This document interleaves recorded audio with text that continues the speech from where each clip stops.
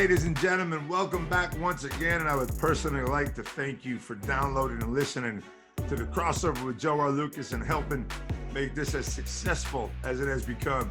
I honestly hope you enjoy listening to the incredible stories as much as I do sitting down and interviewing my guests, and today is another great one.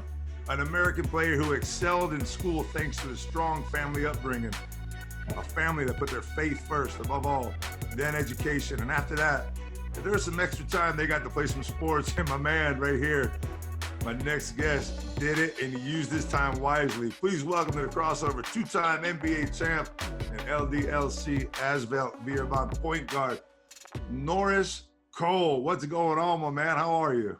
I'm good, man. That was a great intro. I couldn't. You like that? Oh. Hey, that's why they pay me the big bucks to do this stuff, man. Yes, sir. Yes, sir. I appreciate you having me, man. Man, I appreciate you taking the time out here, especially on a Friday, to be with us. First of all, obviously, when I talk family, the most important thing is with all this crazy stuff going on, coronavirus, running around, we want to make sure that you and yours are healthy and happy. Everybody doing well? Yeah, so far, so good, man. I talk to my family every day. We got a good group text message, a group chat, me and my family. So I get check-ins on them every day. I check in. They check in on me. I check in on them. And so far, you know, I've been blessed and they've been good. Thanks for asking. Hopefully yours is good as well. Yeah, we're doing all right, man. It's Father's Day here in Spain, so I was out with my son a little bit, having a little lunch before this interview. So, oh man, that's awesome. Yeah, and we were sitting down and we were doing our brackets. I'm like, damn, Cleveland State's back in the show. Absolutely, first time. Exactly. See, hey, was that? I said, you see, I'm representing. I see you right there. I got him going through the first round, man. I saw it. I'm like, I'm doing this interview and the day that the thing starts. So this must be something that says that Cleveland State's at least going to get through the first round. I like that. I like that thinking. You got good thinking right there. Yeah, exactly. Hey, man, let's jump a little bit into your story, man. We're going to talk obviously a lot about family, because it's been something that, as I researched you, as we researched you, it came up so often. But we talked about the fact that school was first for your family, but you played 4 sports, man. Like I did the same thing. I mean, you were football, and when I say football, I mean the real one, the ones that everybody knows what we're talking about. Put the pads on and get hit. Baseball, basketball, you ran track and field. Yeah. How do you find the time to do all that in a family that is stress and education?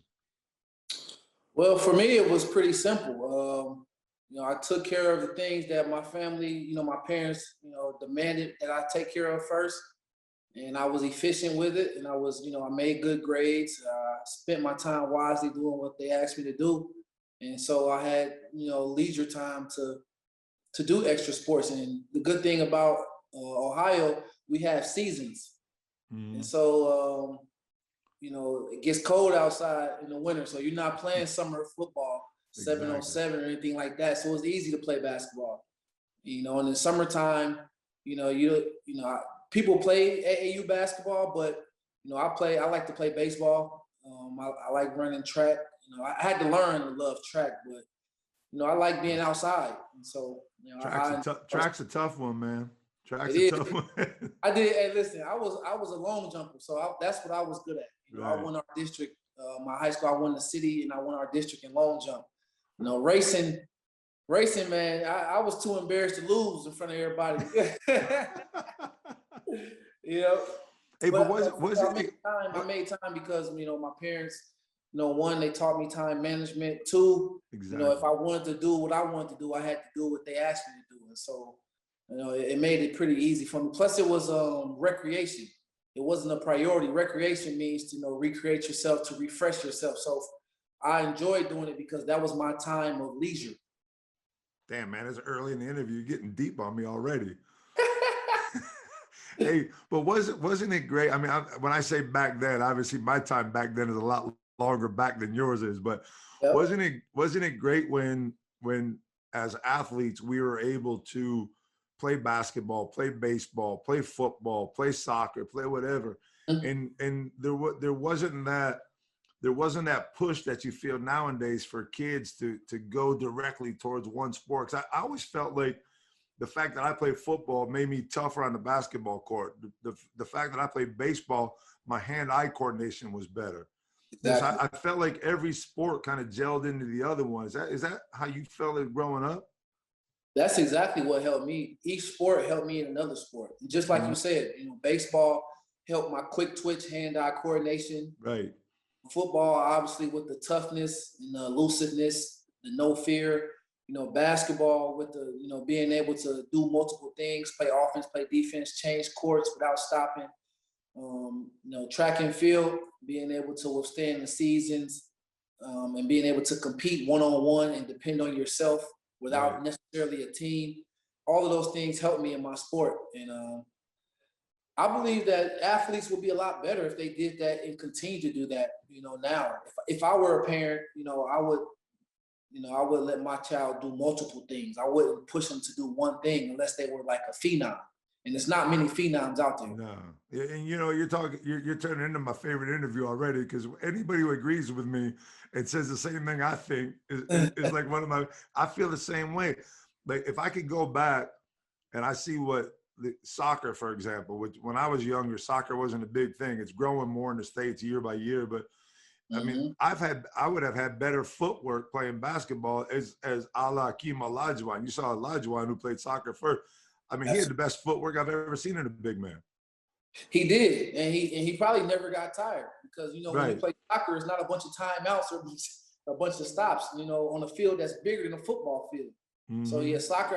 I wish I played soccer. Actually, I kind of wish I would have tried to play soccer. You never know. That might be my next career. I'm out here. Hey, I don't know how much money you're making, but they definitely make a lot more than you do. I can tell you that right now. You ain't lying about that. And look, I was a multi-sport athlete like you. I had to make a decision in high school between baseball and basketball at one point. I got drafted to play baseball at a young age because I had the advantage of having a coach that was a pro scout. I had a bunch of offers, mid to low level school offers to go and study.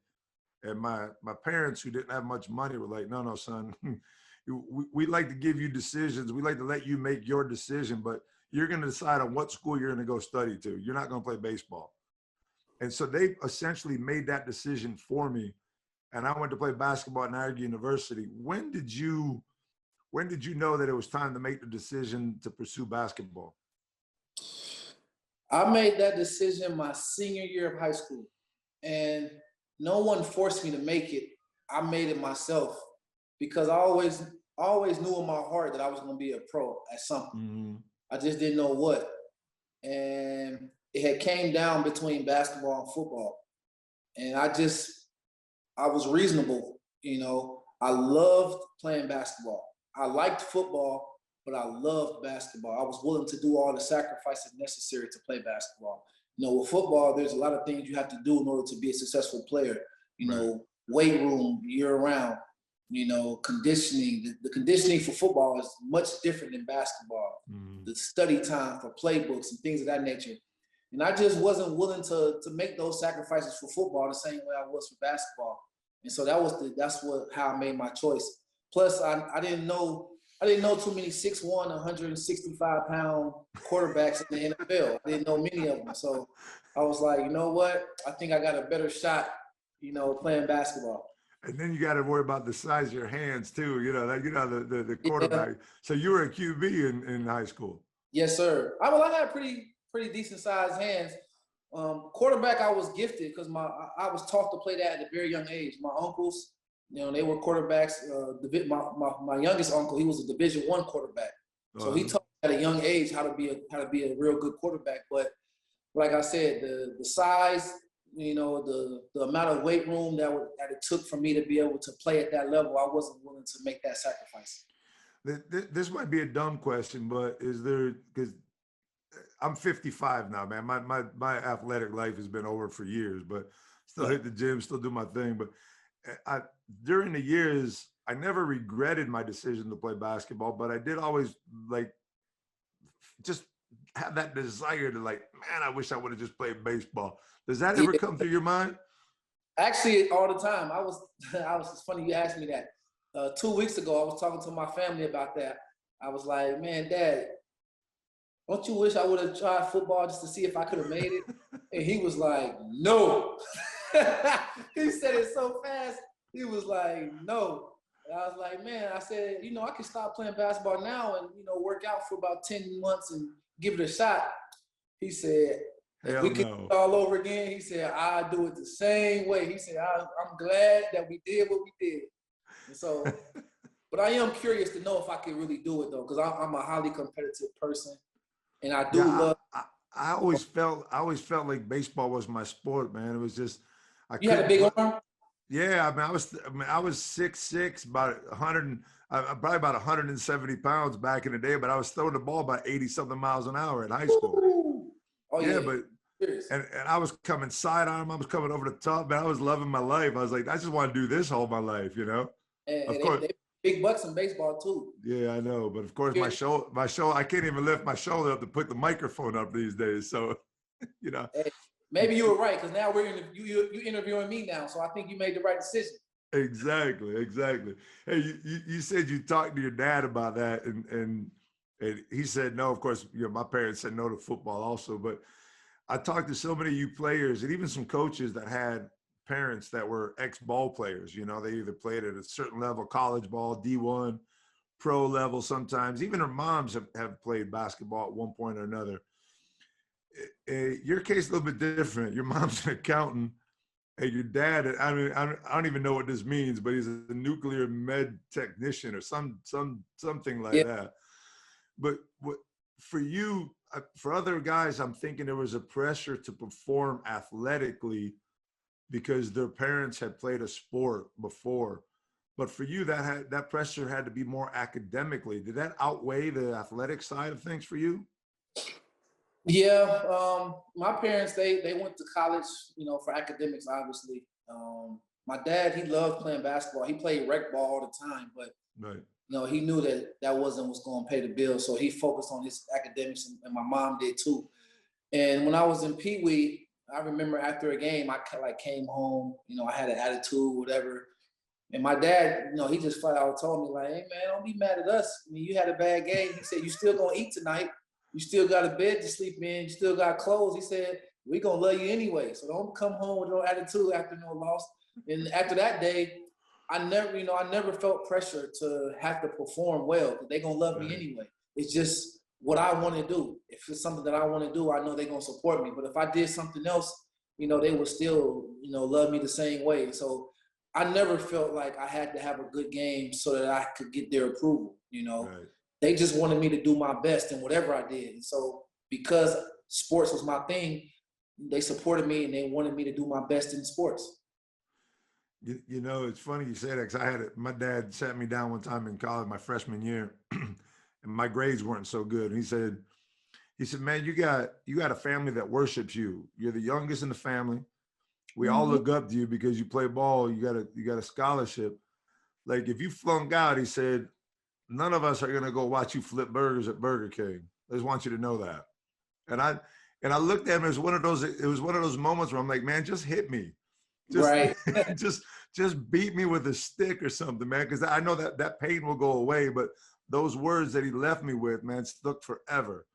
Man, those are wise words. When I was my freshman year at Cleveland State, my dad, he told me, he said, stop focusing so much on basketball. Because, after practice, it would be tough. And I'd be like, man, I'm not playing as much as I should be, or I feel like I should be. And he was like, man, he said, after practice is over, focus on your schoolwork, focus on meeting people on the university, enjoy college.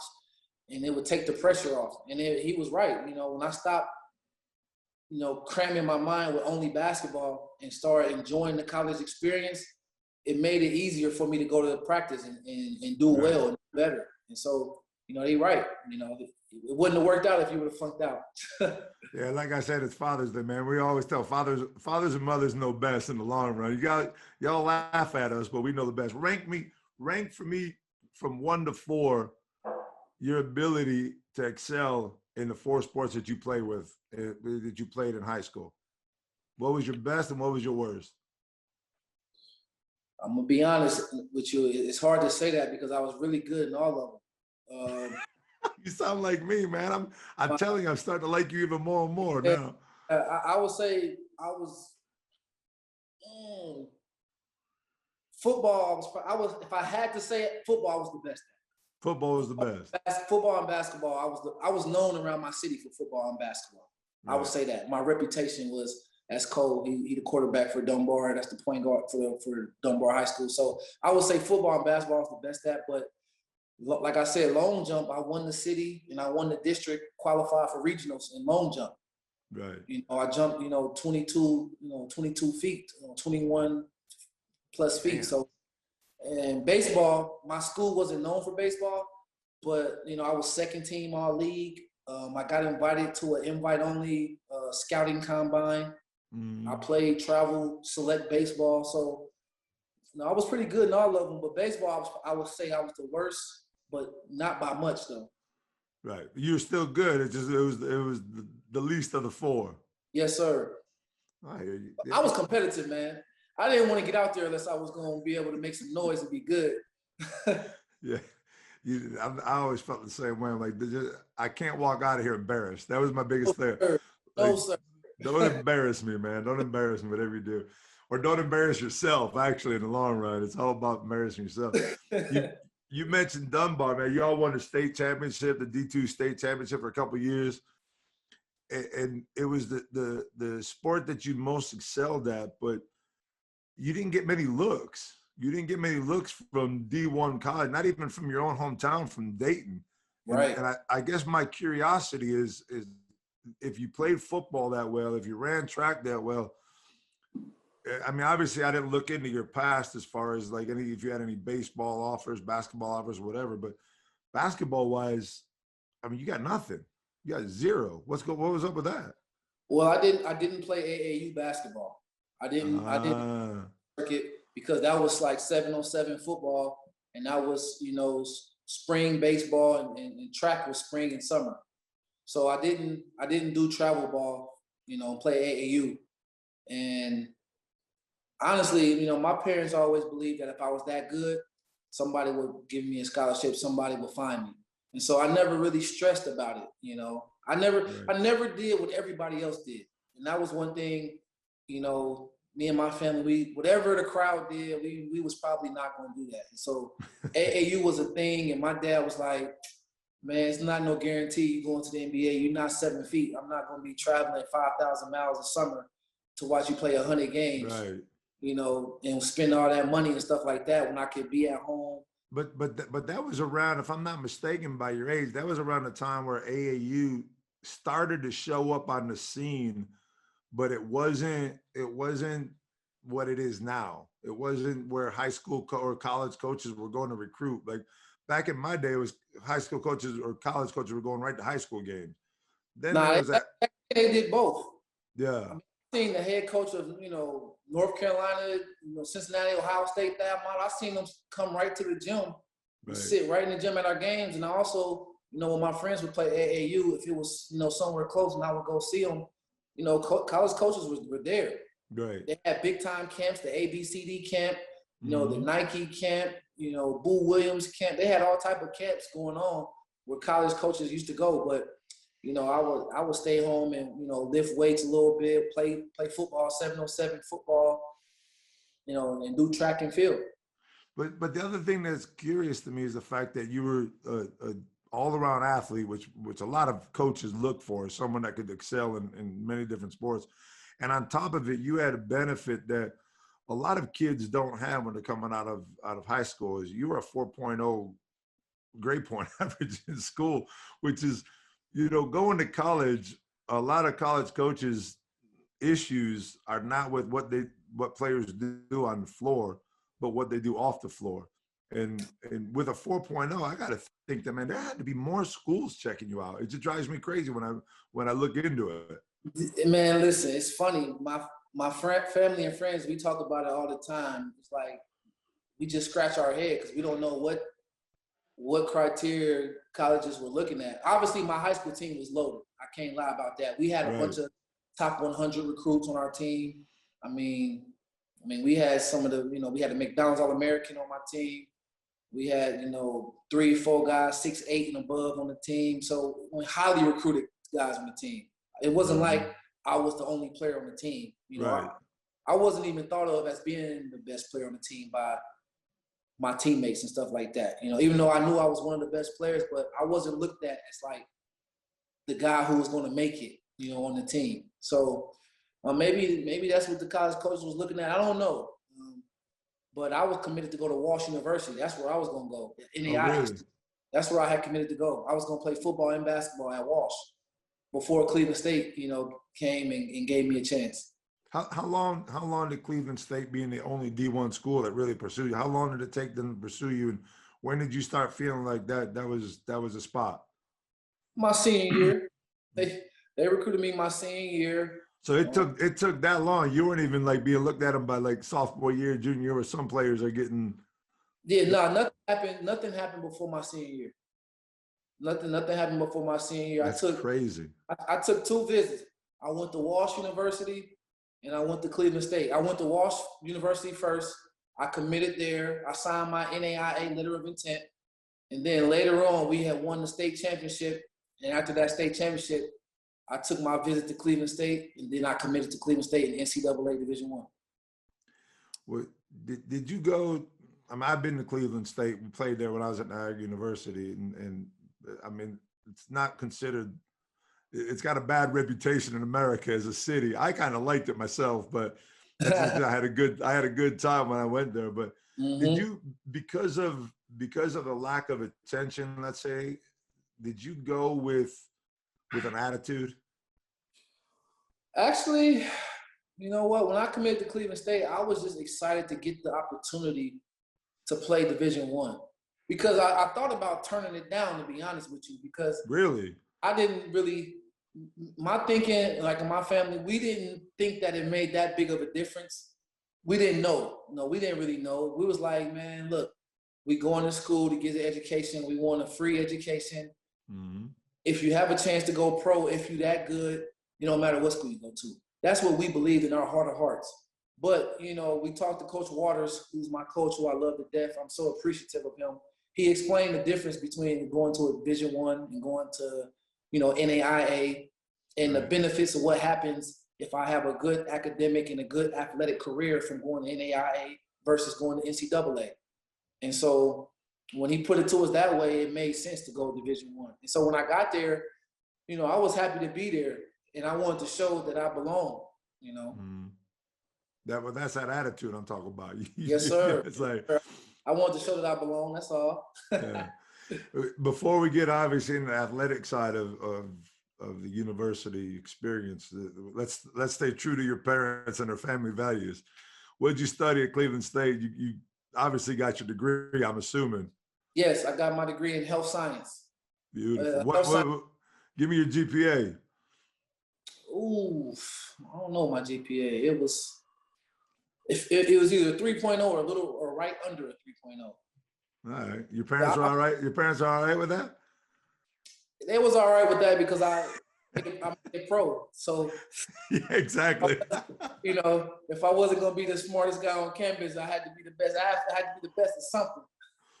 But you now, still got a couple times, but I took some hard classes, and some of those classes were extremely tough while trying to balance playing basketball. It's not like I didn't take a bunch of cake classes. When you start talking about physics, 1 and 2, chemistries, the biologies, the anatomy and physiology. I'm not trying to downgrade your GPA, man. Hey, mine was a 2.0001. So I was around the 3.0 area. Yeah, I was that dumb college kid that screwed up early and had to, like, my senior year while all my boys were partying, I was trying to get my grades to graduate. I did it the opposite way. See, the one thing I did that helped me, I took summer school all 4 years. I did the same thing, unfortunately. I never took a session off so that I can balance out not taking too many hard classes during the season. Yeah, but you took summer school for that reason. I took summer school because I had to make up for the grades I didn't get during the year. There's a whole difference. There's a big difference between the two of those. Hey, look, you got it done though. As long as you got it done. Exactly. So, but you go from barely being recruited by D1 schools. You still got records at Cleveland State that exist today. Your number's retired. Yes, sir. Just, it was 4 years after you graduated. I think they already retired your number. Those 4 years, man, and I always talk about this with American guys that have been through the 4 years like I did, is when I talk to kids that want to go to the States and want to go play in college, I'm just like, we always say it's the best 4 years of our life afterwards. But while you're living it, it ain't the best 4 years of your life, man. It's hell. I mean, it's tough. It's tough, man. I mean, it's not easy. No, it's not. But for me, it got easier as it went on. Because once you learn like the system, once you learn the expectations, and once you like get a handle on everything, for me it became fun because I saw myself getting better. So even though I was working hard and it was tough, like you said, it was very tough. You know, I would go to bed at night exhausted every day. Damn. Every day. But I saw my results. You know, I saw myself getting bigger, faster, stronger. It was like magic. I saw my skill set developing to where I became like elite, like very elite. I could see it. And I was like, so I wanted more of that feeling. So I was willing to make those sacrifices and go through that pain. Man, isn't that process such a great feeling when you're like, damn, not only can I do this, but I can do it better than just about everybody around me. That's a great feeling. It's really magical when you can do something that you've never been able to do before. Right. And then it becomes easy for you to do. It's like you look at yourself like, man, this hard work thing, man, it really works. And when I would go home, this is how I knew that I was really good and that I was getting better. When I would go back home and play in Dayton, because you know we believe we're the best ballers in Ohio. Dayton, we do. So when I know y'all do. So when I go home and play, my teammates who I played high school with and other guys that came home in college, they was looking at me different every summer. Like, man, Cole, what you up there doing? What they got you up there doing? I'm like, man, nothing, just lifting, just, you know, in the gym, boom, boom, boom. They was like, you ain't giving no secret. Ain't giving no secrets away.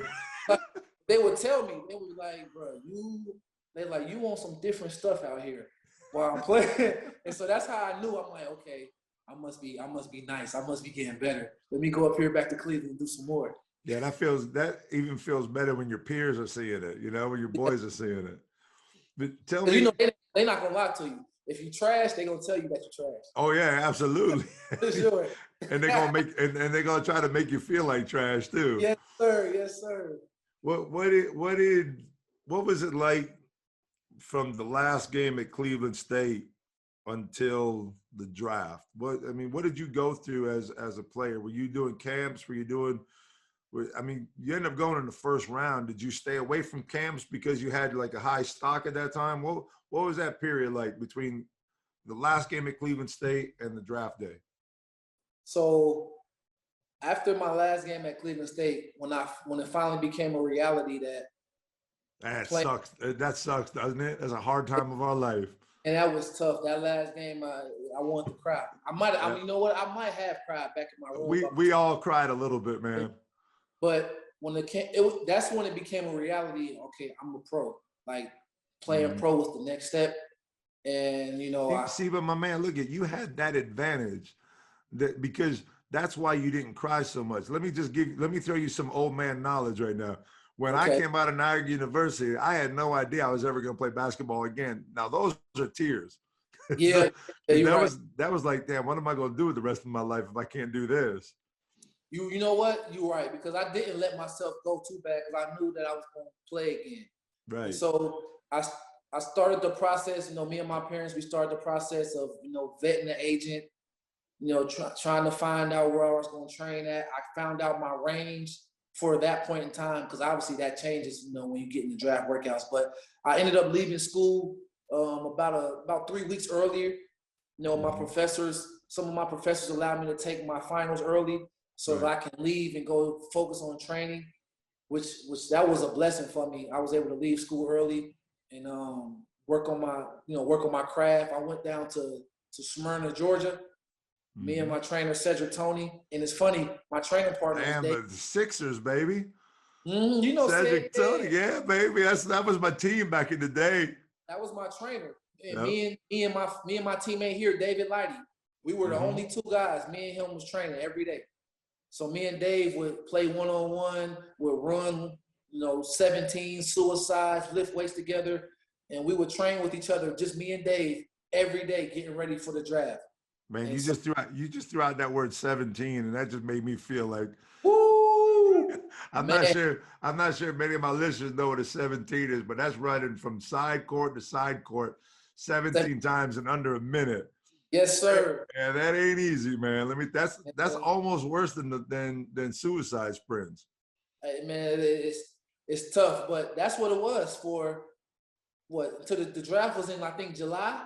So from the end of my last game, when we lost in the NIT, from the end of my last game up until that point, it was all training. All training, and eating and lifting. Basketball, eat, lift, sleep every day. No NBA camps, no like Portsmouth, Hawaii, Orlando. I didn't need to go to any camps because I had put in such a remarkable senior year. Right. All of those camps wouldn't have did anything but overexpose me. Exactly. It would just dropped your stock down. Right. So I did 11 workouts, 11 NBA workouts. I knew my range was the lottery, end of the lottery to the early second round. I knew I was going to go somewhere in between there. And once draft night started, I knew that Miami had the first pick of the second round. I knew that I wouldn't go below there because my agent, obviously they talk whatever. And so when they moved up to get me, it was like let's get this thing started.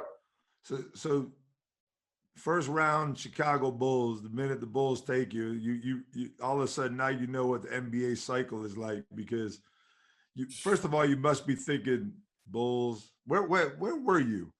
I was at my house. You were where? I was actually in Dayton. Oh, you were in Dayton. You're at home then. At my house, at my parents' house. I had my whole family there, my college coaches, some of my teammates, some of my high school teammates. I didn't want to go to New York or anything like that. I wanted to be around the people who I knew, the people who had been there for me from day one. That's who I wanted to be around. Right. So the legend of Jordan, Chicago Bulls, the history, the titles, all that was like quickly lived, because before you knew it, you were sitting a three-way trade. You traveled from Chicago to Minnesota all the way down to Miami. Well, I knew I was paying attention in the draft, so I knew that once I went to Chicago, I had been paying attention, so I knew that it was going to be a series of trades. So I didn't go anywhere. I went straight to Miami. Oh, really? All of those trades and stuff was worked out that night. So I knew I was going straight to Miami. But it is cool to say I was drafted by Chicago in the first round, because Michael Jordan was my favorite player. So of course, yeah. To be able to hear that, it's pretty cool. Yeah, then you could say, well, they don't want to bring me in because they already have one Michael Jordan. They want to have another one. I ain't gonna say that because it's only one Mike, man. There's only one. You got that right. One Mike.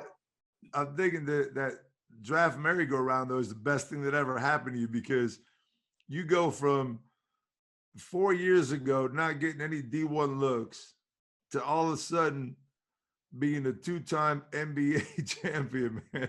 I mean, that's just, first of all, any of those two rings there in France with you?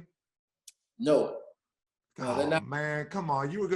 I was about to make the crossover the show if you could just held it up. And those stay at home in the safe. Come on, man. You can't. I thought you could show us one of them. Maybe, you know what? Maybe at a future date, maybe I might bring them out here. But for now, I leave them at home. I don't want to risk. No. I had a guy that played with the Washington Redskins that won the Super Bowl, Mark Ripien. You probably heard him. He used to go up and do his speech every day, and when he walked up to the podium to do his speech, he would do this, and he would like wrap his Super Bowl ring, and he's like, "Damn, that thing always gets in my way." Mm-hmm. Now, when I wear it, I do make sure people see it, but you don't have to. They're gonna see it anyway. They're gonna see it anyways, yeah. But I do enjoy it when I wear it. But it was a whirlwind to go from little known recruit to playing on the most watched team in all the sports. It was definitely a 360. Dude, that team kind of revolutionized NBA because it was really the first team that had that three-headed monster super team, whatever you want to call it, with LeBron, with DWade, and Chris Bosh that got together. But you had already met LeBron from what I've read, right? You met LeBron in the summer beforehand in some sort of pickup game or something? No, it was a lockout when I had got drafted. So okay. That lockout, I had went to his house and we played some pickup ball and did some drills, got some shots up, and I had met him before the season even started. But we wasn't the first super team though. The Celtics had their big three, that kind of, but it wasn't the same thing. It was like the whole big three at Miami was like it was all set up at the at the Olympics and that's just the LeBron effect. That's all. But it was other big threes. It hasn't been many championships where it wasn't a good big three, really. Well, yeah, you're right. You're right. But it's just changed. Come on, man. I'm trying to do my job, man. Give me some love. You're trying to take my job from me too. Look at you. So when you met LeBron, you were already on the Heat. Yes. Okay. Mm-hmm. All right. So he had no GM power to bring you in. He's like, hey, he's a team. He's on the team. He's all set to go. Yeah, and he's from Northeast Ohio, and he happened to be there. Right. I'm from Cleveland, which is not far, so we was able to link up, and I was able to meet him and train. It's funny because before I wasn't signed to Nike at first, and then I wore some Adidas to his house to hoop in. Uh-oh. And so after some conversations, I ended up having a Nike deal. Hey man, it's good to have friends up top. Absolutely. And that's I want to talk. Go ahead. I want to talk about the two guys. I'm gonna try to take advantage of a situation of someone who played with two of what I think are the best players around. DWade is a guy that I watched in college at Marquette, and he was a guy that he progressed over the years. He got better and better and better. And whether you loved him or you hate him, because he was just one of those guys with that, just that work ethic, he's throwing himself on the floor all the time. And probably the reason why his career was a little bit shorter than most people's, because he was so physical. But what was it about him that you saw that made him into a better player? Because he wasn't one of those guys, like I'll talk about LeBron in a second, and you go like, damn, he's going to be the man. DWade was a little bit of a question mark, even though he was first round. DWade was determined. He's one of the most determined basketball players, athletes I've ever seen. His ability to mentally focus and get done what he wants his body to get done, it's remarkable. Because obviously we've seen him healthy, what he can do. He's special. He's flash. But some of the times his body wasn't 100%, and he would still go out there and put 30 on the board for us and help us, advance. Especially I remember those Indiana series. Man, his knees would bother him so bad. But we couldn't win those series without him. And man, he would go out there, he would do treatment all day, and he would go out there mentally focused, and he would make sure his body could do what he needed to do in order for our team to win. So he's one of the most determined guys I've ever seen play. And for his size, he has gifts for his size that's like unmatched. Like his hands are like, you would think he was 6'8", the way his hands are. Right. And he wears the same size shoes like LeBron, but he's like 4 inches shorter. So it's like he has special gifts and attributes that, you can't coach, Yeah, it was crazy watching him play, knowing that he was one of those players that you watched just get warmed up during the game, because you all see him warming up and you're like, damn, man, he looks like he ain't gonna make it to the first 3 minutes of this game. And once he get warmed up, it's over for the competition. It's over. Now LeBron is totally different, because he came in with all the expectations. Some would think it's insurmountable that he lived up to expectations that he had before he left Cleveland, or before he went to the Cavs. What was he like, other than his talent behind the scenes? Because a lot of people just say that guys like him, like Mike, Kobe, they're just especially talented, and it's just it is what it is, and they're always going to be that good. But that's bullshit. That ain't happening. You got to work hard. Was LeBron that kind of guy too? LeBron is definitely God gifted with some things that nobody else has. But what he does, he works hard with those gifts, which is why he's all world. You know, he knows that he's blessed with certain gifts, but he don't take those gifts for granted. He's the most disciplined individual that I've ever seen, you know, with my own two eyes. You know, he wakes up at a certain time every day. He does his treatments around the clock every day. He gets his work in on the court every day.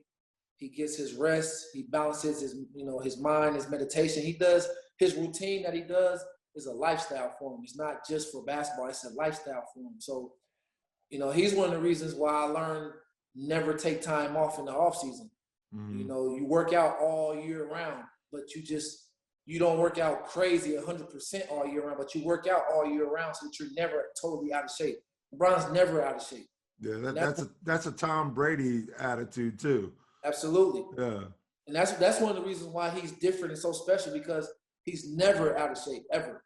And that's what I learned from him. He's always professional. He's a detail-oriented guy. So when you already God gifted and you work harder than everyone else, there's no way anybody could be, you know, better than him.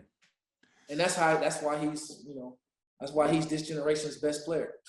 I'm not sure. You led me right into my next question. I'm not sure that LeBron's gonna listen to this. I don't know how, if you guys are boys or not, if he's gonna download it or not. But if he does, I would say what's up to him. But my next question is, who's the GOAT? I'll give you the choice between LeBron, Kobe, Michael. MJ. Pick whoever you want. MJ's the GOAT. MJ's the GOAT. But have you told LeBron that? We haven't talked about it, but at the time when we played, it was already established. But that was years ago when we played together. But now he's accomplished a lot more, so that the conversation is a lot more interesting. But for me, MJ's the GOAT, and I think LeBron is next. You know, after MJ, I think LeBron is the next best player to ever play. Yeah, I'm right there with you. I'm right there with you. I feel the same way. And I think a lot of it has to do with the fact that MJ just stuck with Chicago and you know, suffered through 6-7 years and did it. And I don't even try to go into why. I played with LeBron against him and seen him play.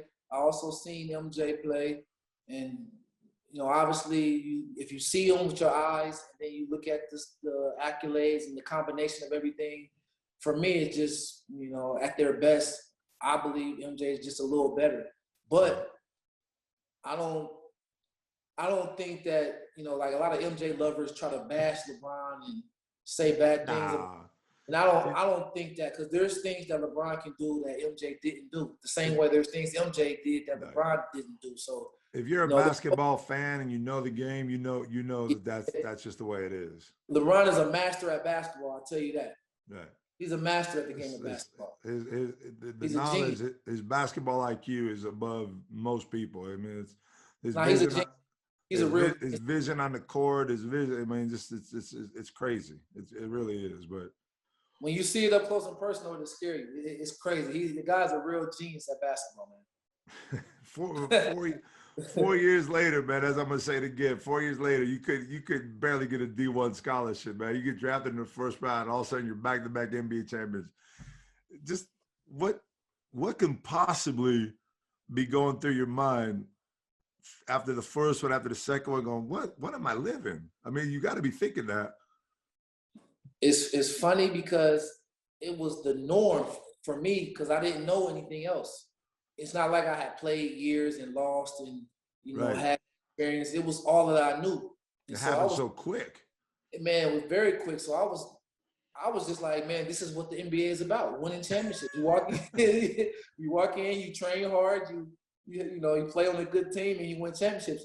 And Chris Bosh had told me, he was joking, but he was a little serious too. He said, Norris, if you stay in this league long enough, or you ever play for a different team and you don't win, he said, you might need a sports psychologist. Because, you know, it was the norm of how we did things at Miami. The way Miami runs their organization is not the same way everywhere else. Right. Miami is a very top-notch organization. That's the Pat Riley effect. Yeah, and so, you know, and he was right, man. The first time I had like a losing season, man, it was like I was like, what is this? I was like, what is going on? And I talked about what Chris Bosh said. I was like, you know what? Chris was right.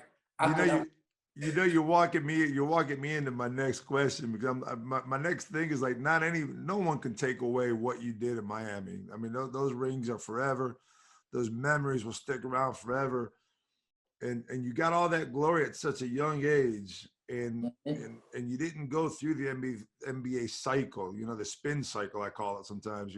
Then all of a sudden you're traded from the Heat to New Orleans. You played well with the Pelicans, but it was short-lived. You headed off to China for a quick stint. You came back to OKC. After 4 years of incredible success in Miami, the 4 years plus you had the stability at Cleveland State, how does a kid like you, who, at this point you're 26? I mean, at that point in time? Yeah, you're around 26, right? How do you deal with that? I mean, you're still playing in the NBA. Let's not get confused. Right. But you went from the top to the bottom so quick. Yeah. One thing I learned, and like you just said, I was still in the NBA, still part of the elite company. So never get that misconstrued. And my dad would never let me. He would always say, son, no matter what's going on, remember real life. But Norris, come on, man, be honest with me. When you're sitting at home, I'll tell you right now. Okay, yeah, throw it at me, please. Times where I was, I was like, man, like wondering what happened. Is it me? Is it because I'm not good enough or whatever? But I was always good enough. But it's the business of basketball, and you have to learn not to take the business personal. And I always put in the work. I was still working out the same way. And my father told me, he said, never get it twisted. He said, remember real life. He said, the NBA is not, real life. He's like, remember, he said, you're getting paid to do a job. Yeah. Whether you play 1 million minutes or whether you don't play at all, your contract for that year is what that contract is. Right. So if I'm making $1 million to the beginning of the year, whether I play all the minutes or no minutes, it's not going to make me $1 more or $1 less. And so focus in on each season, put in my time, and remember that it's a job. And I'm still doing what I love to do. He said, if you ever get tired of that, you can always go work at an office. And when he said that, I was like, when he said that to me, I said, Pops, you're right. It ain't that bad. That's what I told you. When my dad said I could always go to Burger King, flip burgers, I was like, oh, shit, I got to do something. Man, that's when my mom and dad, they always keep me on track of real life. Because, they work 30 years apiece. Right. In the office, my dad worked at the hospital. They did what I call real society work. Playing basketball, we inspire people or whatever, but there's people out here that's actually doing real work. And so he always would like, man, you can always go sit behind the desk. You can always, come home and, cut grass and do all that. And I was like, you know what, Pops, you're right. It ain't that bad. And that's why I snap out of it. Anytime I feel a certain way, I just be like, Norris, you're still playing ball. You're still getting paid. You can always go home. And I'll be like, nah, I'm not ready to go home.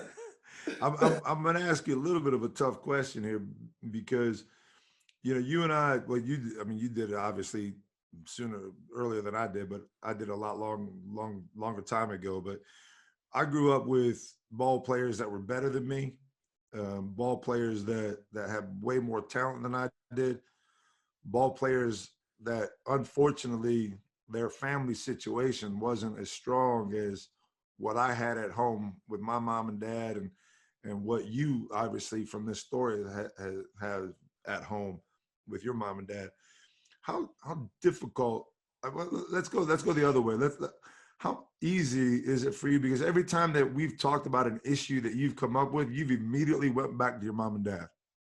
Yeah, man, it's tough to see. I had friends like that. Really, yeah, we all did. That some of them didn't make it because of instability at home. Mm-hmm. But man, it's always a blessing when you can have a family, man. You never take your family for granted. And I was blessed and fortunate to have a family, and I was going to utilize that. Not that I'm using them, but like you're fortunate enough to have something. Yeah, you might as well use it. Everything that it brings, and so. And I try to encourage my other friends and, friends and family who may not, have the same home dynamic as me. because you still don't want to make excuses. You know, Right. there are people who had, a lot less and they still made it. Of course. But, But against more difficult odds. yeah, there was a lot of guys that were more talented than me, that didn't have the discipline, the work ethic that I had. And so I was able to catch up to them. And part of that was because I had parents and coaches that taught me how to work. Right. Yeah. Let me bring us over to Europe now, man. What'd you know about European ball before it even became a possibility? Like, this is my favorite part with all Americans. What'd you know about being over here? I didn't know much. I knew that they did have high level basketball because I, watched the Olympics, and they would talk about certain guys that were really good. And I'm like, well, they're not in the NBA, but they were like, nah, they're really good. They play in the EuroLeague. And I'm like, oh, so there obviously are some good players out there. And some guys will talk about like Manu Ginobili. Right. He came from Europe. I remember Pau Gasol when they won the championship, and they did a special on him, talk about his roots from Barcelona. Dirk Nowitzki coming from Germany. And so, they would always talk about, some of the guys from Europe, but I didn't know much about the European lifestyle. I didn't know it was so beautiful. I didn't know the dynamics, the countries that made up the EuroLeague. I didn't know any of that. Right. I just knew that guys went over there, either they wasn't good enough for the NBA, or they rather go there and stay there because they could make more of an impact than they would in the NBA. Like I was talking to Kevin Pangos in an interview the other day that just came out, and he was the same thing as most of us Americans were like, we got over here, we joined the league, we joined our first team as you and Maccabi. We'll talk about it in a second.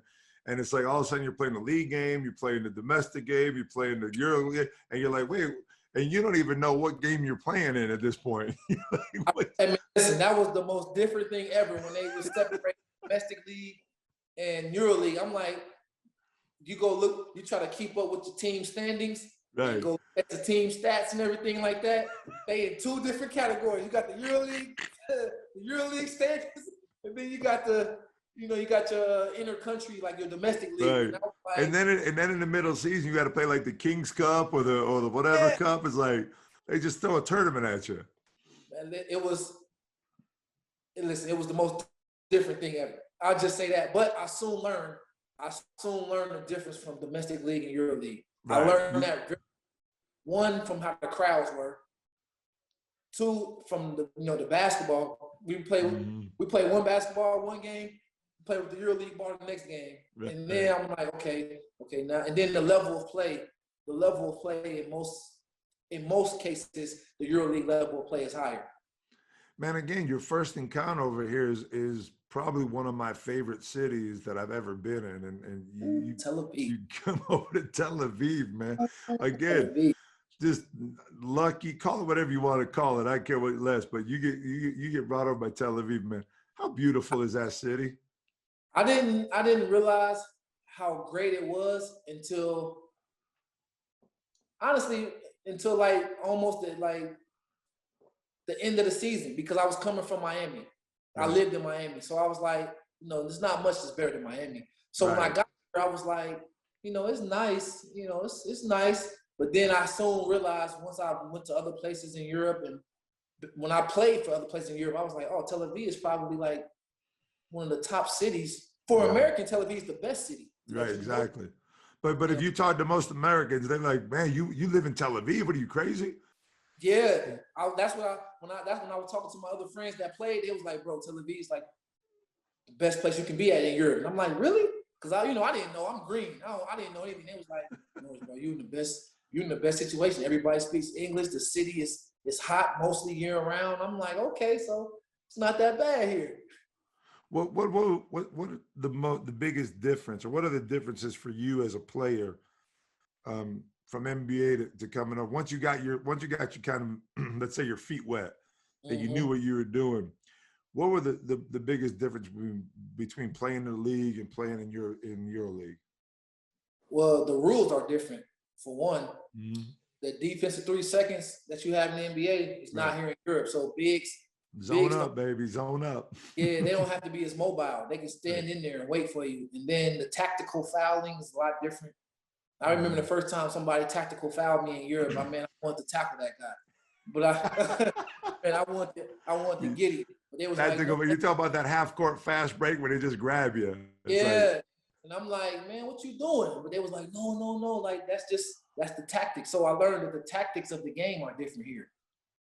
Different, the coaches control more of the tempo of the game here than in the States. Right. From the game strategy and the tactics. So that was the biggest difference. And then obviously the athleticism was a little different, Right. But the shooting in Europe is sick. They shoot better. In the NBA, they say 40% is a good shooter. Out here, you got guys that shoot 57% the whole season. It's crazy, man. 55% from three the whole season. So the shooting out here is elite. People. I mean, one of the first things that people talk about is the scheduling. You got 82 game regular season in the NBA, and they play it in a shorter time also, which kind of crams the games a little bit.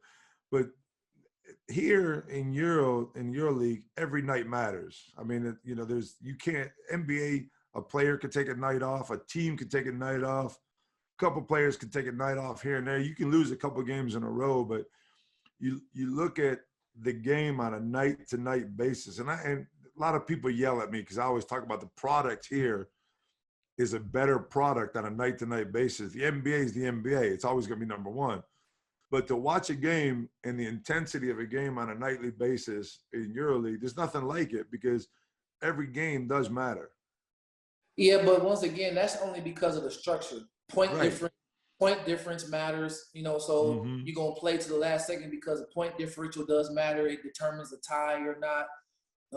The way it's set up is the reason why it's like that. Right. I'm sure if they had point differential in, the NBA, it would be a lot different, but it's too many games to do that. The point of the game is to win the game. But in Europe, that makes the games a lot more intense, game by game night, night in and night out because of the structure of, like I said, point differential and how they break ties and plus minus. Right. All of those things make it more intense on a night in and night out basis.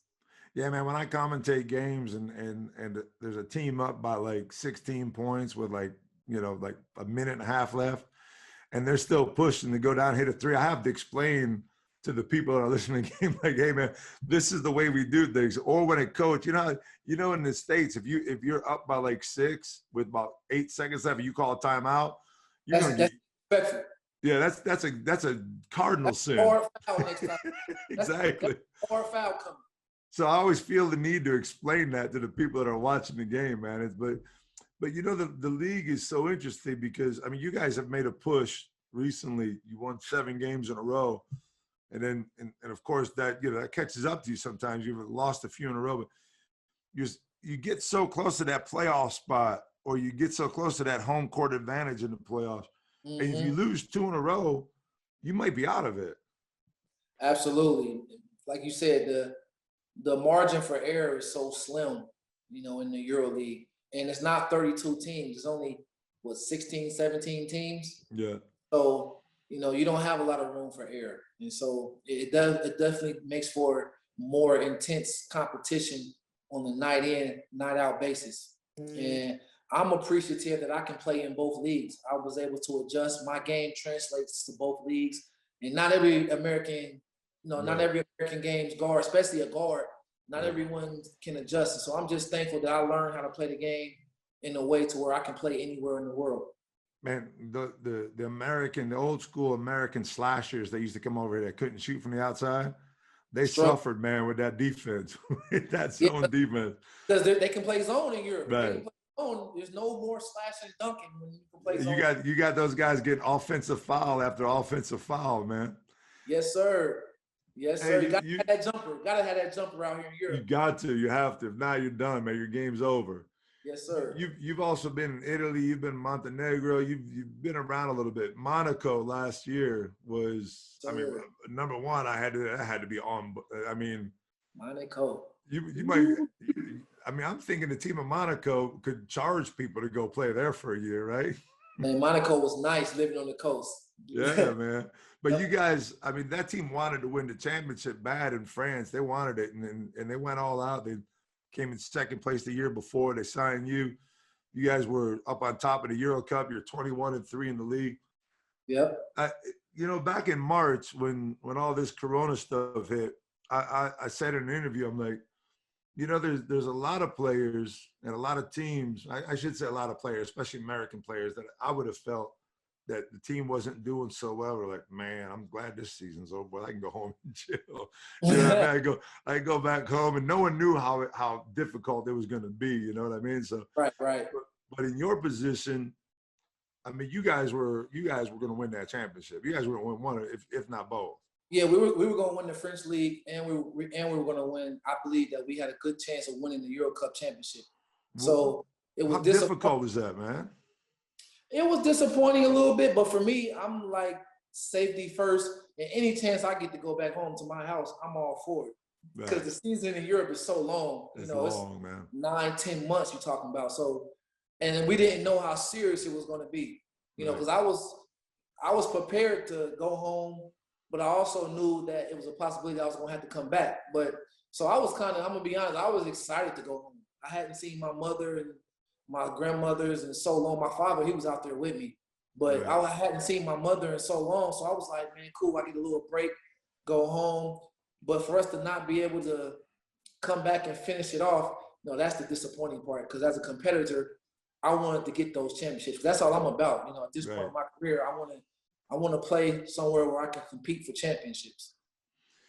The thing, every time I do these interviews, and I find certain things in research, and I look for strange things, odd things, whatever.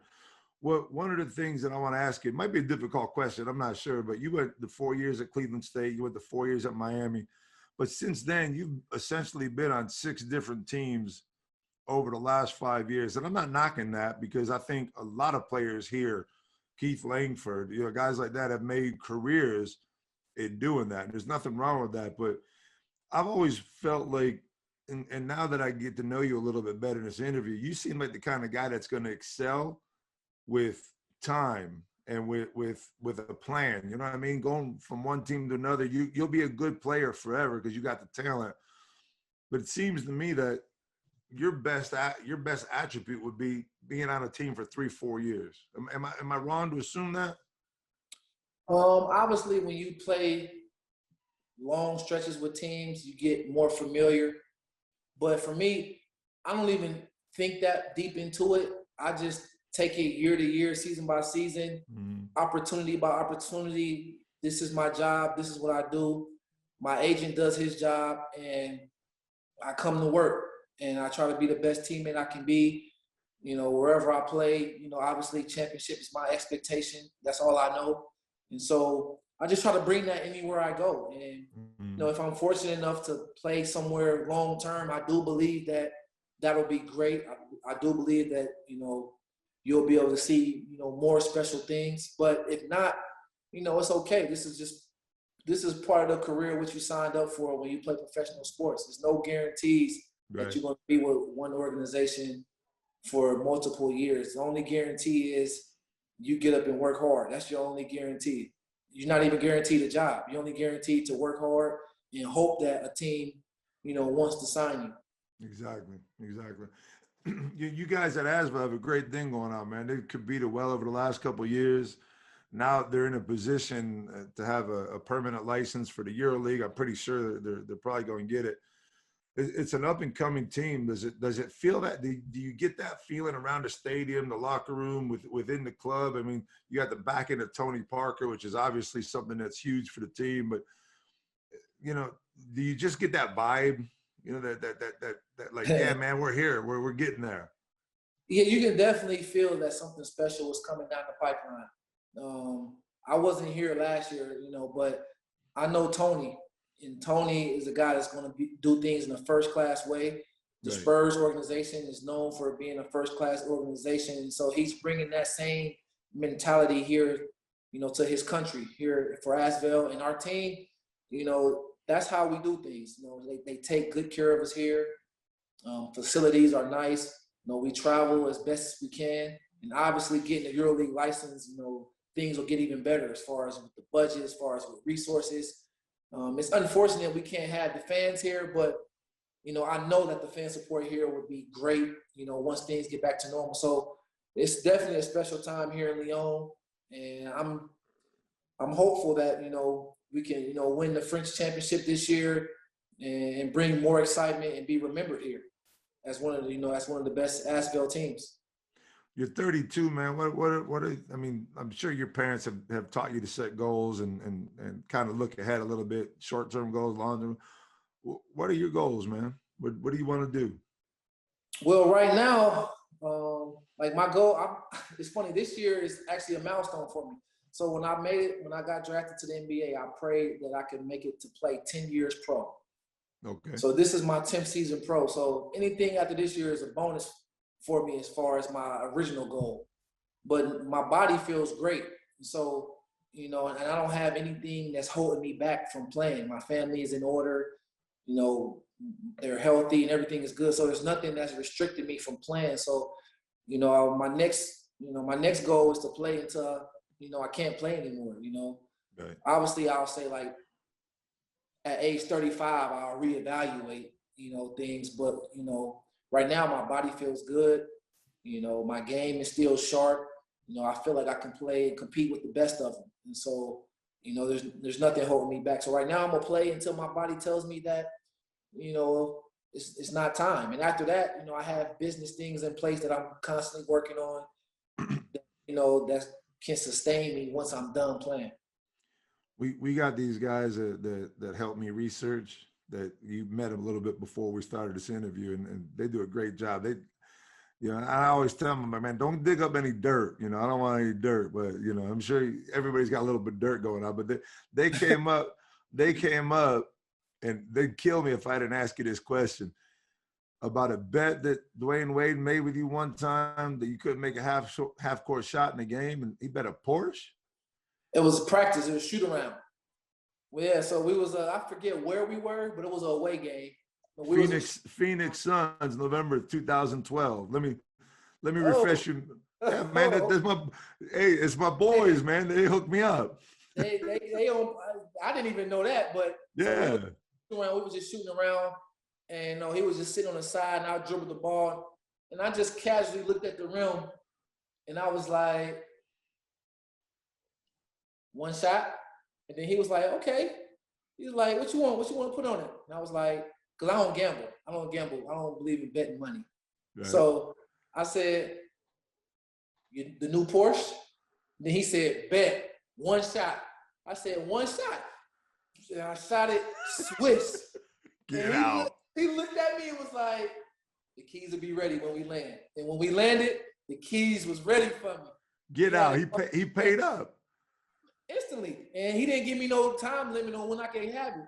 But I gave it back to him. Like, I held it for like 2 weeks, and when I brought it back, I washed it and I put gas in it. And so when I brought it back to him, he was like, he looked at me and was like, hey, I can trust you. Like, he could trust me because I took care of his car, He right. Gave it to me. I brought it back, washed, gas, and he was like that. After that day, he kind of was like, you all right, Cole? Hey, before we finish up with the personal stuff and the trivia question, which none of y'all like, I want to give you the floor a little bit here and fill in our listeners on something that's called the Norris Cole Foundation. I want to let you just take that over and talk about what you do and what your plans are for kids in every walk of life, I guess. Yeah, so the Norris Cole Foundation was created by me and my family. I wanted to be able to give back to communities that helped me, that helped me make it. And so my most recent project was with Big Brothers, Big Sisters of Miami. Mm-hmm. I did the Norris Cole basketball camp, and we had, all of the kids from Big Sisters, Big Brothers, Big Sisters Miami, which are kids that come from, maybe broken families or live in at-risk communities, and gave them, a chance to come to camp, learn, from some of the best trainers, that I could get to come to my camp. I have people from all walks of life. I had a silver medalist from the Olympics come and speak. I had Dr. Dribble, come and speak. I had some local trainers who train professional athletes also come and speak.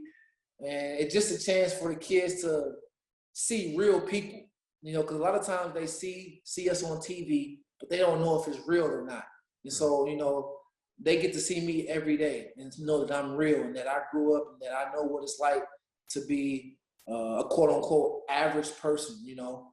And I bring in all of these other people who have excelled, but who come from those same communities and, you know, inspire them and talk to them about education and about taking care of their bodies, about being good students.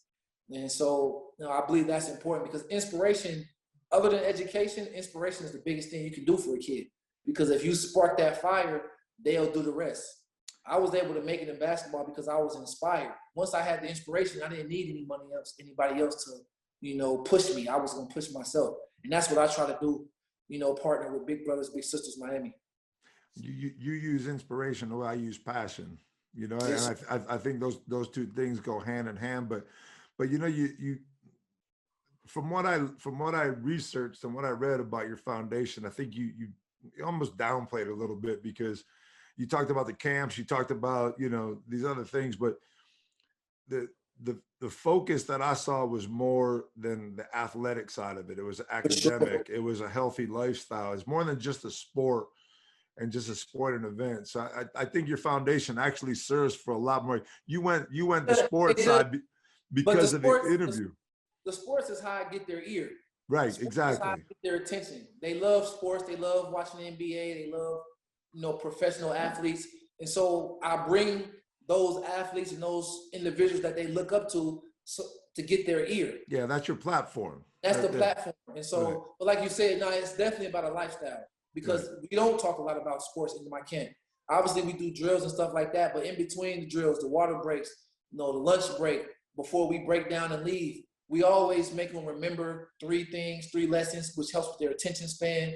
We always talk about, like I said, life lessons on how to be good students when they go home, how to be good sons and good daughters, good citizens in the community. So I use sports to help get their attention for what's really important. So you're right about that, you know. I didn't want to downplay it, but you're right. No, I didn't mean downplay. I just think that when it's your foundation, you don't try to like upsell it either. You know what I mean? So I wanted to make sure that it was defined the way that your foundation deserves to be defined. Sports is the last thing, really. It's just sports is just the platform to get their attention to do the right things. Man, let's get into these final 2 segments so I can get you out of here, man, because you're probably getting tired of my old ass here and on the microphone. This first part's a little bit to know a little bit about you personally, just the things you like, things you would love to do, things that have been special to you. Then after that, we'll do the trivia part, which all you guys absolutely love to do. First question, personal part. You got a free round trip ticket to go anywhere in the world. What's your destination? Dayton, Ohio. Really? I'm going home. I haven't been home since August. That's the first place I'm going. I'm going straight to Dayton, Ohio. Man, I've heard Maui. I've heard everything. My man wants to go to Dayton, Ohio. Place is second. I'm going straight to 937. You must know. Mom and Dad and your 2 sisters are going to be watching this podcast. So you had to say that. Hey, listen. I miss seeing my family, my people. You know, my hometown. I haven't been in so long. That's the first. Hey, just let me give you from an old man standard, man. When I was here back in '88 and '90, whatever, we didn't have FaceTime and all that. So don't be doing that. A phone call for me to my mom cost me about 200 euros, man. Yeah, I understand that, but I also got my house there too. So that's true too. That's true. My bed. All right, next question. Last movie you watched or series or whatever. The last series I watched was, I think, Queen of the South. Queen of the South. Any good? Should I watch it? It's really good, actually. Is it? Is it Netflix? I was behind, but I watched it all the way up to now. I'm caught up. I'm all caught up. Netflix? Yep. All right, I'm gonna write that one down. This is how I get all my information from y'all, man. Yes, sir. You sit down at a table and you could eat. You could order anything from anywhere in the whole world. What's your go-to meal? Diane Cole's chicken casserole with hot sauce. Diane Cole. My mama. Chicken casserole. With homemade. Ever in life. Is she making homemade hot sauce? No. It's not the homemade hot sauce. It's the homemade casserole. She make it from Right. scratch. Right. She does a casserole from scratch. But what hot sauce you using? Because I'm a hot sauce freak. Oh, red hot. Oh, using red hot. The Franks. You're using Franks. Red. There you go. I got a jar sitting in my kitchen all the time. Frank's I hear red. you. Third. I'm with you. Childhood idol. I never really idolized. I didn't really have an idol, but my dad was my hero. My dad was my hero growing up. That's my man. Yep. And I like Michael Jordan, obviously, for sports. Michael Jordan was my favorite athlete, but my pops was my hero, though. Yeah, my dad was and then mine was Julius Erving, so there's always the same answer from me. Pre-game superstitions? No, I don't have any superstitions, really. Not really. I don't have any superstitions. Come on, now, where you put your pants on when you go out and like shoot around before the game? I don't have any superstition. I have a routine that I do, Routine, but okay. like, I don't do my routine. I don't feel like I'm gonna have a bad game. I still feel like I can still have a good game. All right. Yep. Tell me one game if you can go back in time and play again that you want to replay and why. I would go back and play that Youngstown State when I was in college, that 41 points, 20 rebounds, 9 assists game. You need one more assist, don't you? I want that one assist, man. I want that. Hey, Cole, you don't mind if I call you Cole. I think we're boys now. Yeah, that's cool. Hey, how many times did you go back and watch that video and look for that 10th assist? Man, I went to the statistician and said, man, you're supposed to give me that 10th one. And I told some of my teammates, I said, man, all you had to do was make one more shot. Nah, but actually after the game, I didn't really care that much about it, but I was curious to know. I did ask them to recount it to make sure it was only 9. When they recounted it, and I recounted it too, it was only 9. But I definitely wanted that 10th one because it would have been the first triple-double in our school's history. And man. Somebody else ended up getting it. My question now is top 3 EuroLeague memories, but you can give me one of your top EuroLeague memories if you just want, because I know you haven't been around all that long, but. Yeah, so I can give you one from almost each team. So this year, the game against Red Star, having that big fourth quarter, we needed that win, to help spark that 6-7 game win streak that we had. Right. I remember I hit a game winner against Darasa Faka for Badusnos. I remember that. And then at Maccabi, my first EuroLeague game. Right. My first EuroLeague game at Maccabi, I had a really good game, but just the first time seeing the gate, the Maccabi fans, the gate, man, it was crazy, isn't it? Just that first time having that first experience of, you hear about the fans in Europe, how fanatic, how crazy they are, but to get that experience from the gate, they always showed me so much love. But my first game for Maccabi, EuroLeague, man, they showed me so much love. Shout out to the fans of Maccabi, y'all Maccabi. Man, if I ever had to be jealous about anything, so you got to play in Tel Aviv, man. I had the opportunity, but I never went, and I always regret it, man. Some of the best fans in Europe, man. They know me because every time I went over there, I averaged like 35 a game, man. Whenever I was so excited to play in front of those people, man. It was awesome. And because they're such good fans, because they have such knowledge of the game too, they'll respect someone from the other team that goes out and plays a good game. They do, and they respect guys to just play hard. Like even if you don't have no points, but if you diving on the court and you playing hard defense or rebounding, they notice that and they recognize that. Yeah, I love those people, man. They're great. Last question here in this part. What are your plans when this is all over, man? I know you're going back to Dayton. I know that, but from that point on. Nah, my plans are to be a productive citizen. I want to do some teaching. Me and my father talked about me doing some teaching in my faith, as a Christian. But to be honest, I really don't want to do too much strenuous work. I just want to do, work that I want to do, So teaching is something that I enjoy doing. Working with kids, something that I enjoy doing. And then I also enjoy the real estate, business as well. So I'll be doing something that has to do with teaching, and I'll do something that has to do with real estate. Cool, good. Yeah, have a plan, my man. Take it from an old man. Have a plan. Yes, sir. I Oh, went man, through I work that plan every day. And I'm not practicing. I'm on my iPad. I'm talking to people. I have things that I'm doing now, but it's just not all the way complete. But I want to do it before the end. I want to have my stuff up and running before the end gets here. I was one of those dummies that didn't listen to everybody told me to have something up and running, man. And I waited until I was done, and it was like 3 years of depression. You know what I mean?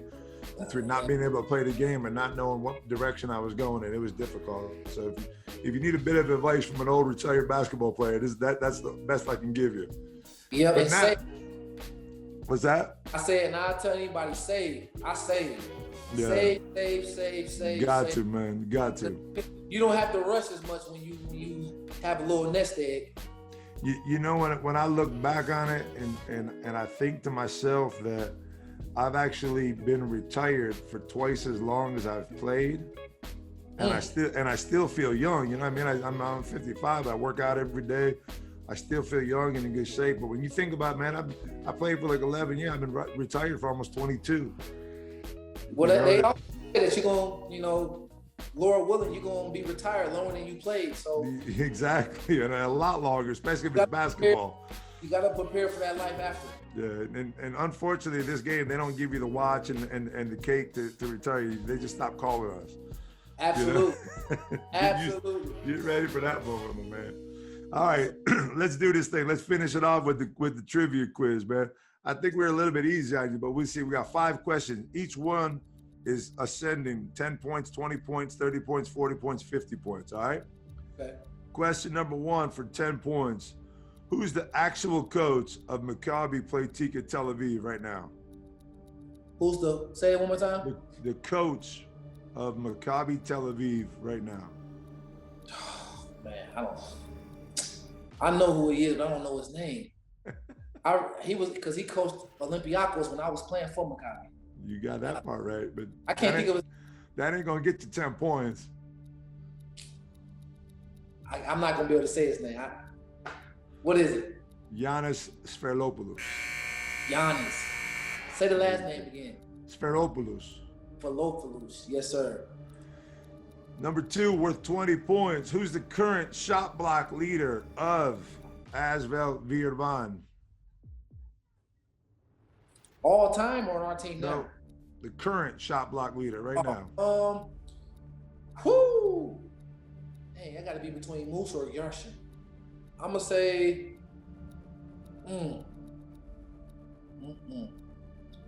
Moose, Big Moose, Mustafa. Yeah, shut up. You got it. That's worth 20 points. I don't want you to get shut out, man. Yeah, Mustafa. There you go. You got 20 points. Number 3, in which season did Tony Parker play with ASVEL during the lockout? That was 2012. 2011, 2012. You got it. 30 points. That's up to 50 right now, my man. Look at you. You know that because that was the year you got drafted. That almost wasn't fair. I know that because I met with Tony Parker today and we talked about that. Just today? Today, yeah. Oh, man.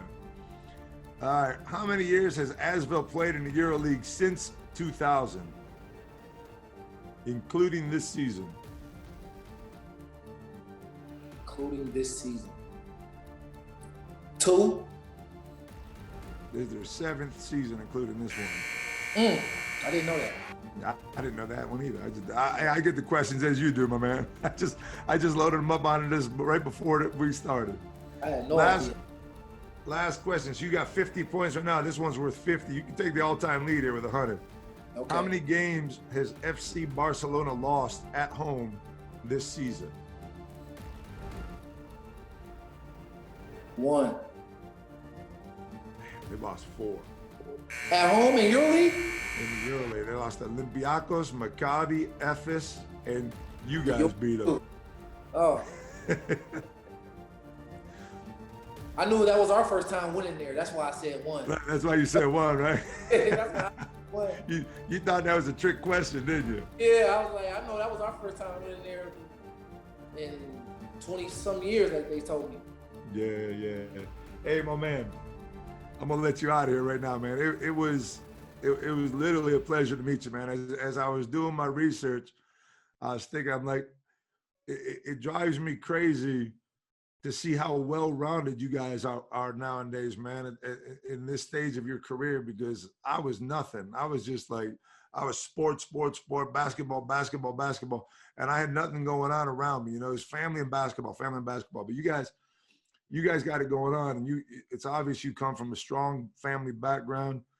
It's obvious that your future is going to be as bright as anything, man. And just sitting down, having this opportunity to talk to you, man, I just wish you the best of luck and everything. And I don't really think you need luck, but I always like to send it out because we all need a little bit of luck along the way.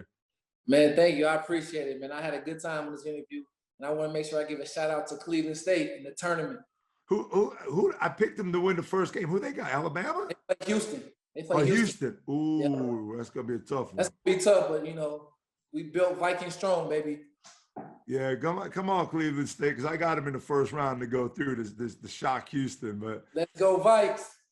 That's good. That's a good. Shout out to mom and dad throughout. Give a shout out to the family. Give a shout out to the CSU Vikes, man. Norris Cole, thanks for being on the crossover, my man. I really appreciate it. Thank you. Have a good one.